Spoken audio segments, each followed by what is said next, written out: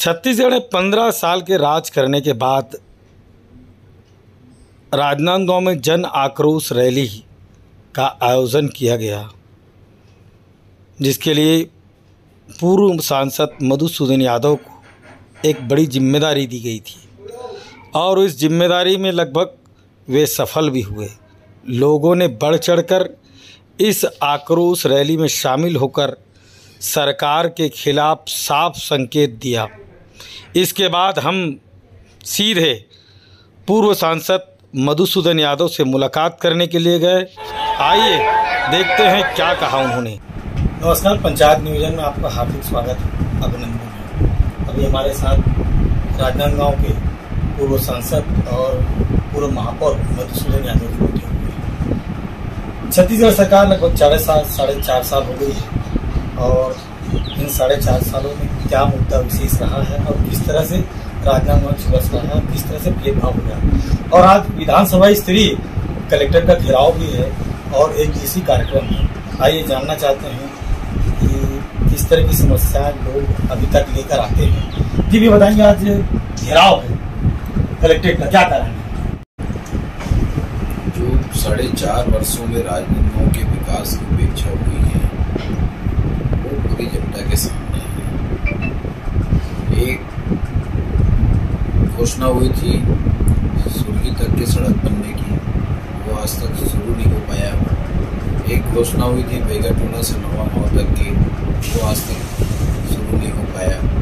एक घोषणा हुई थी मटिया मोती से खरखरा जलाशय में, खरखरा बांध में हम रानी करई और अलीखुटा को पानी देने की बात हुई थी, वो आज तक शुरू नहीं हुआ।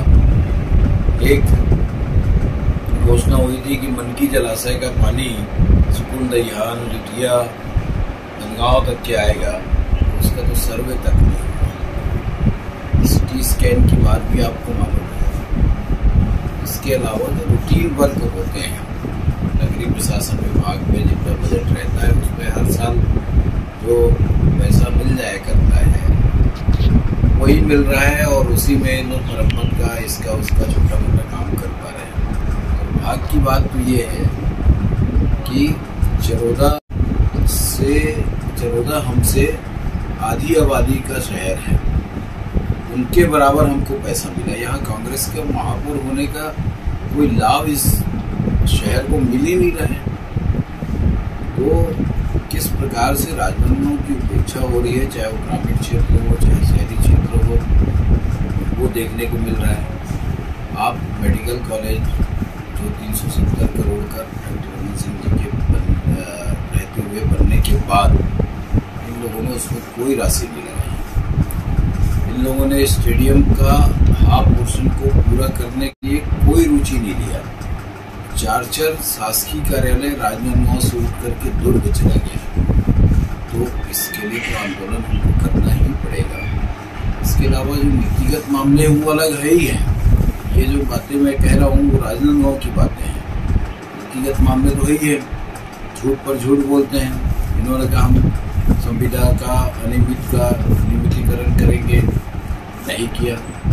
इन्होंने कहा कि हम शराबबंदी करेंगे, नहीं किया। इन्होंने कहा महिला स्वयं सहायता समूह का हम कर्जा माफ करेंगे, नहीं किया। इन्होंने कहा कि पूरे प्रदेश में महिलाओं की सुरक्षा के लिए हम विशेष योजना बनाएंगे और आज ये स्थिति है कि पूरे देश में महिला उत्पीड़न में हमारा छत्तीसगढ़ पहले से आगे बढ़ते जा रहा है। जी यादव जी, एक बात बताएंगे कि अभी छत्तीसगढ़ की जो 4 चिन्हारी बोलते नरवा, गरुआ, गुरुआपाली, इस पर अब तक का कुछ तोड़ मिला?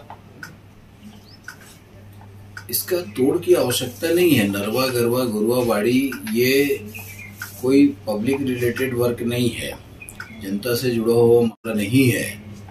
और ना नरवा का क्या लाभ कहाँ पर मिल रहा है, किसको मिल रहा है वो बता दें। और उसमें कहीं पर मान लो कोई अच्छा काम हुआ भी होगा तो वो मनरेगा से हुआ। इसी प्रकार से गौठानों में जो काम हुआ, जिसको गरवा की बात कर रहे हैं, यदि वहां पर कोई अच्छा काम हुआ तो उसका भी इंफ्रास्ट्रक्चर मनरेगा से हुआ, 15 फाइनेंस से हुआ, डीएमएफ से हुआ। एक भी पैसा नरवा गरवा गुरवा बाड़ी में राज्य सरकार का नहीं लगा है। केंद्र सरकार के पैसे का उपयोग करके इन्होंने अपने नारे को आगे बढ़ाने का काम किया, छत्तीसगढ़ के लोगों की भावनाओं को जागृत करने का काम किया। लेकिन छत्तीसगढ़ की जनता समझती है कि केंद्र सरकार जो पैसा दे रही है उस पर अब आप वाहवाही लूटने का काम कर रहे हो। इसका जवाब इनको मिल जाएगा आने वाले। एक आखिरी सवाल आपसे, भारतीय जनता पार्टी के प्रदेश उपाध्यक्ष भी हैं आप, कौन सी नई नीति आम जनता के सामने लाना चाहते हैं? पहली बात तो ये है कि हम वैकल्पिक एजेंडे पर काम करेंगे और एजेंडा क्या होगा वो अभी बताने की आवश्यकता नहीं है, इसकी चर्चा चल रही है उच्च स्तर पर में। दूसरी बात ये है कि इस सरकार की जो विफलताएं हैं, किस तरीके से इस सरकार ने ठगने का काम किया। विधानसभा में इनका जवाब है कि इनके 36 में से 17 घोषणा इन लोगों ने आंशिक रूप से पूर्ण किया है, पूर्ण रूप से नहीं। विधानसभा में लिखित में जवाब है।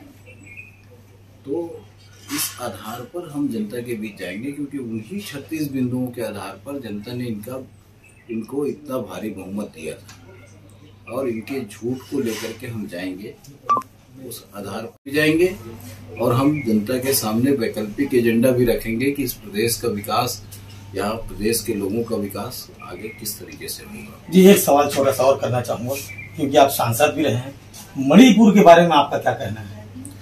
मणिपुर की घटना निंदनीय है और ऐसी घटनाएं हमारे देश के अंदर कई स्थानों पर हो रही है, राजस्थान में भी हुई है।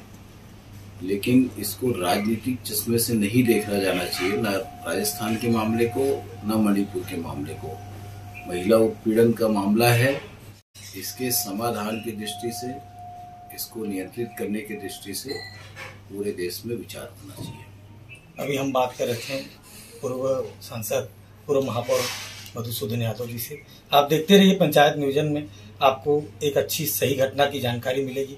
देखते हैं कलेक्ट्रेट में क्या होता है आज की इस घेराव के बारे में। पंचायत नियोजन राजू सोनी, राजनांदगांव। जी बख्शी जी, बैरिकेड से नहीं तो पाड़े भारतीय जनता पार्टी, 15 साल राज होने के बावजूद इतनी भीड़ थी, क्या कारण है? भाई भाजपा जो है सुलझी हुई पार्टी है और उल्लंघन करने का काम नहीं करती। ये तो चाक चौबंद व्यवस्था करके भाजपा को कलेक्ट्रेट तक आने से रोका गया है। ये गलत बात है, रोकना नहीं चाहिए। प्रजातंत्र में सबको विरोध करने का अधिकार है। तो ये कांग्रेस की जाति है या फिर क्या है, ये क्या बोला जाए? भारतीय जनता पार्टी को रोकना है बस, और कुछ काम नहीं। रोकना है, चलिए ठीक है। नाम क्या आपका? गजेंद्र बख्शी, एडवोकेट।